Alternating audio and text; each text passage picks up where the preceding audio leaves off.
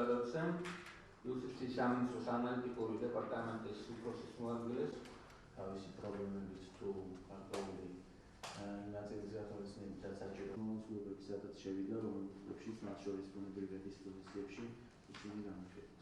ის 4 ყველაზე მნიშვნელოვანი ნიშანიდან გამომდინარე და ისიც სისხლის სამართლის კოდექსის ზოგად ნაწილში იუსტიციის სამინისტრომ რამდენიმე ხანია მოამზადა ცვლილებები.